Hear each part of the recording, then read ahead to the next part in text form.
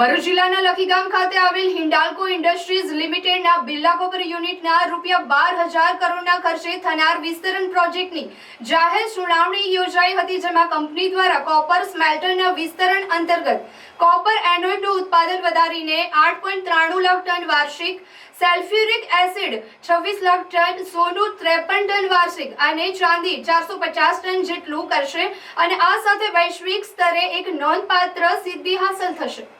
બિરલા કોપરના વિસ્તૃતીકરણ વર્તમાન 340 હેક્ટર જમીનમાં જ કરવામાં આવશે। પર્યાવરણ સુરક્ષા માટે ₹2500 કરોડના ખર્ચ કરશે એવી માહિતી પર્યાવરણ સુનાવણીમાં કંપની દ્વારા કરવામાં આવી હતી।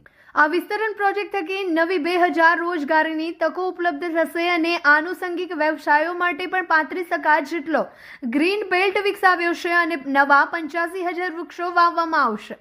આ લોક સુનાવણીમાં કુલ 36 જેટલી રજૂઆતો અને સૂચનો સ્થાનિક અસરગ્રસ્ત ગ્રામ્ય વિસ્તારના લોકો દ્વારા રજૂઆત કરાઈ હતી, જેમાં મહદઅંશે કંપનીના વિસ્તૃતીકરણની યોજનાની સમર્થન આપ્યું હતું।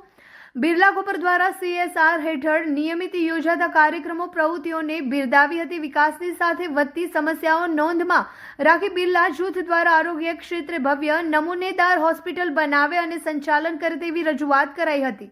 આ કાર્યક્રમમાં 500 કરતાં વધુ ગ્રામ્યજનો ઉપસ્થિત રહ્યા હતા। લોક સુનાવણીનું સંચાલન ગુજરાત પ્રદૂષણ નિયંત્રણ બોર્ડના KN વાગમસિંહે સબ ડિવિઝનલ મેજિસ્ટ્રેટ NM મનાનીની અધ્યક્ષતામાં યોજાયું હતું।